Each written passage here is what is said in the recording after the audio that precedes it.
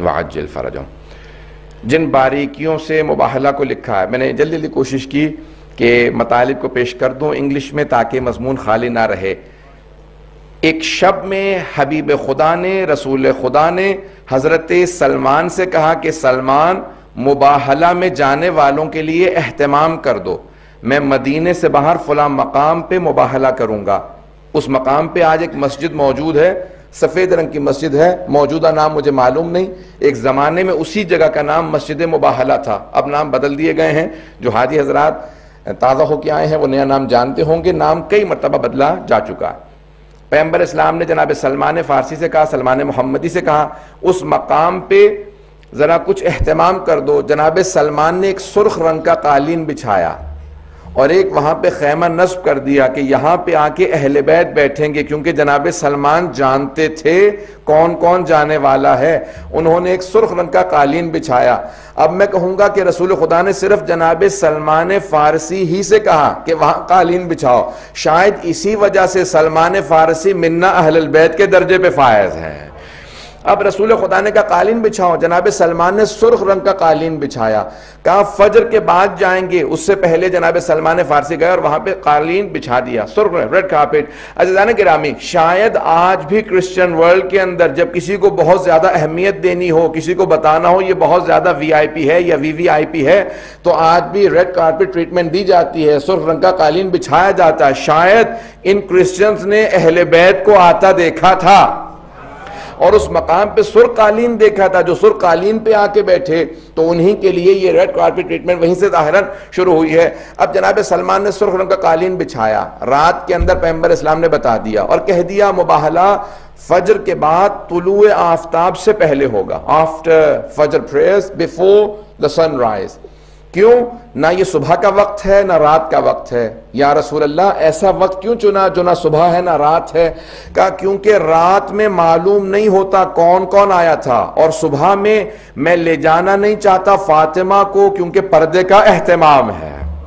اگر میں بات واضح کر پایا ہوں، کہ اس اہتمام کے ساتھ لے کے جانا چاہتا ہوں کیونکہ سیدہ جا رہی ہیں تو میں نہیں چاہتا کہ دن ہو، لیکن میں چاہتا ہوں کہ لوگ دیکھ لیں کہ کون کون آیا تھا. 5 آئے تھے، بس سب نے دور سے دیکھا. عزیزان گرامی دیکھیں، اب بحث ہے معرفت سے. جناب امیر علیہ السلام کہتے ہیں بولو اور پہچانے جاؤ، speak and you will be known. Recognition is through speech. 4 ان کے 8 بشپ تھے، اسقف اعظم جو عربی میں اصطلاحات دی گئی ہیں. اطیب البیان میں سید طیب الموسوی الجزائری نے اپنی تفسیر اطیب البیان میں لکھا، وہاں سے پیش کر رہا ہوں. کہ 4 ان کے جو ہیں اس وقت کے سب سے بڑے اسقف تھے، 8 بشپ انگلش میں آپ لوگ کہتے ہیں، جو سب سے بڑے ان کے پادری تھے. کہ وہ 4 افراد تھے، ان 4 نے دور سے دیکھنا شروع کیا اور ان میں سے ایک کا نام عاقب تھا. اس نے کہا کہ اے عیسائیو، میں تم سب سے کہتا ہوں آنے والوں سے مباہلہ مت کرنا. میں وہ ہستیاں دیکھ رہا ہوں کہ اگر انہوں نے ہاتھوں کو بلند کیا اور پہاڑ کو اپنی جگہ سے ہلنے کے لیے کہا تو پہاڑ اپنی جگہ کو چھوڑ دے گا. چہرے ایسے ہیں. ابھی اہل بیت نے دعا نہیں کی، کلام نہیں کیا، صرف چہروں کو دیکھ کے عیسائی پہچان گئے تھے. تو ایک بات واضح ہو گیا، کوئی تعصب نہ رکھتا ہو، پریجڈس نہ ہو، ریسزم نہ رکھتا ہو، کسی بھی طرح کا ڈسکریمنیشن نہ کرتا ہو تو اہل بیت کو دیکھ کے پہچان سکتا ہے. یہ عام نہیں ہے.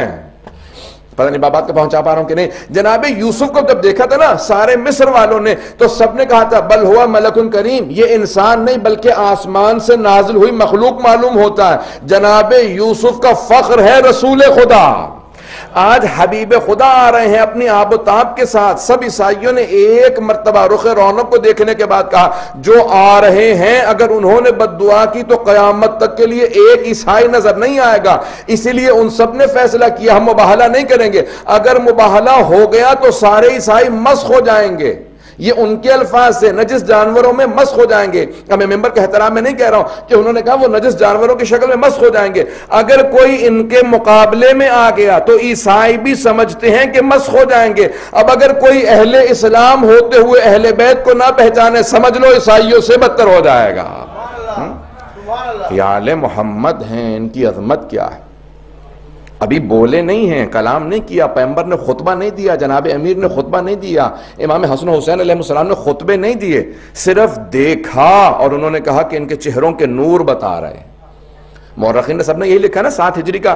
عزیزان گرامی، جناب سید الشہداء 3-4 برس کے ہیں، لیکن سب نے یہی لکھا مباہلہ میں رسول خدا نے امام حسن کی انگلی پکڑ رکھی تھی اور امام حسین کو گود میں لے رکھا تھا۔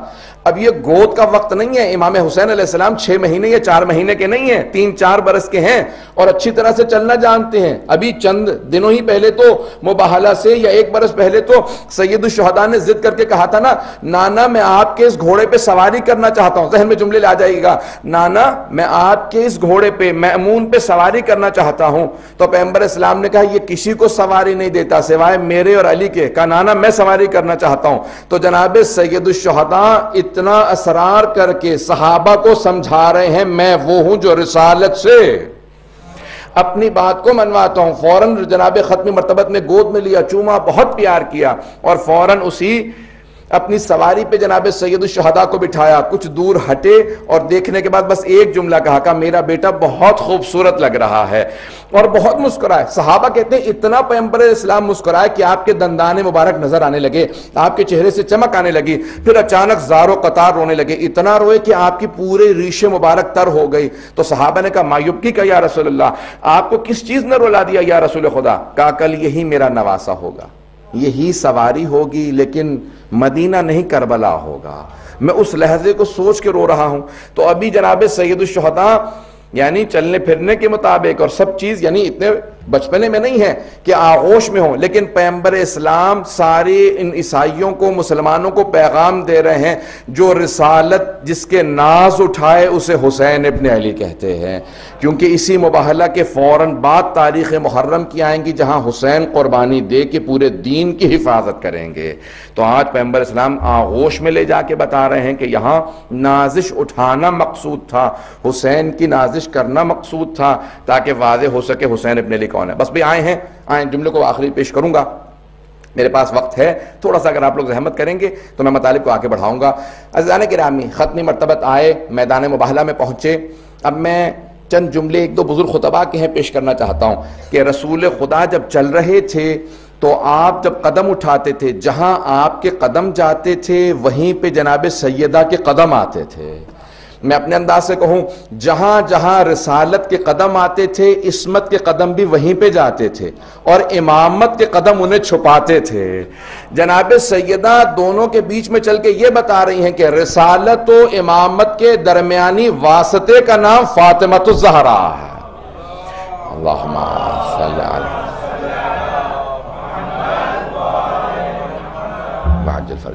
علی یعنی رسالت کے، جسے انگلش میں آپ لوگ کہتے ہیں مسنگ لنک، رسالت اور امامت کے اس واسطے کا، رابطے کا نام جناب فاطمۃ الزہرا ہے۔ عزیزان گرامی، مباہلہ ختم نبوت کی دلیل بھی ہے، ابتدائی امامت کی دلیل بھی ہے، دونوں چیزوں کی دلیل مباہلہ ہے۔ اور ایک مرتبہ ختمی مرتبت نے اپنے انداز سے وہاں پہ آنے کے بعد جب عیسائیوں کو دیکھا تو ان سب نے فوراً رسول خدا سے کہا ہم مباہلہ نہیں کرنا چاہتے، ہم مباہلہ نہیں کرنا چاہتے، ہمیں آپ کی شرائط منظور ہیں، اگر آپ جزیہ کہیں گے تو ہم جزیہ دیں گے، آپ کی حکومت میں ویسے رہیں گے جیسا آپ کہیں گے۔ عزیزان گرامی، یہ پہلی ایسی جنگ ہے کہ جہاں جنگ نہیں ہوئی، مباہلہ نہیں ہوا، تلوار کی ضرورت نہیں پڑی۔ میں بہت سوچا کرتا تھا رسول خدا بیٹی کو کیوں لے گئے؟ رسول خدا جنگ کے لیے نہیں بلکہ دعا کے لیے بیٹی کو لے کے گئے تھے، کیونکہ آج دعا کا مقابلہ تھا۔ جہاں تلوار کا مقابلہ ہوتا تھا جناب امیر کو سب سے آگے بھیجتے تھے، جہاں دعا کا مقابلہ آیا وہاں پہ جناب سیدہ کو سب سے آگے لے کے چلے، کہا کہ کیونکہ دعا کا مقابلہ ہے، جہاں سیدہ آمین کہہ دیں گی وہاں پہ اللہ سبحانہ و تعالی ویسا ہی رکھے گا جیسے سیدہ کہیں گی۔ اب یہ حدیث رسول خدا سمجھ میں آتی ہے کہ ان اللہ یغضب لغضبہا ویرضی لرضاہا، خدا فاطمۃ الزہرا کے غضبناک ہونے سے غضبناک ہوتا ہے اور ان کے راضی ہونے سے خدا راضی ہوتا ہے۔ اب پیغمبر اسلام کی حدیث سمجھ میں آتی ہے کہ اگر سمجھنا چاہیں صحابہ رسول میں کون کون رضی اللہ عنہ ہے، دیکھ لیجئے کس کس سے جناب سیدہ راضی ہے۔ عزیزان گرامی، جناب خاتون جنت کی عظمت کا تعارف تھا جس میں رسول خدا مباہلہ کے اندر خاتون جنت کو ساتھ لے کے گئے۔ آئیے ذرا جناب امیر علیہ السلام کی زبانی نہج البلاغہ سے چند جملے اقتباسات پیش کرنا چاہتا ہوں، چند خطبوں کے الفاظ پیش کرنا چاہتا ہوں کہ اہل بیت علیہ السلام کون ہیں، اور ایک سوال شبہ ہے اس کا جواب دینا چاہتا ہوں۔ اگر سننا چاہیں گے تمام حضرات تو میں پیش کروں گا۔ باوضع بلند صلوات۔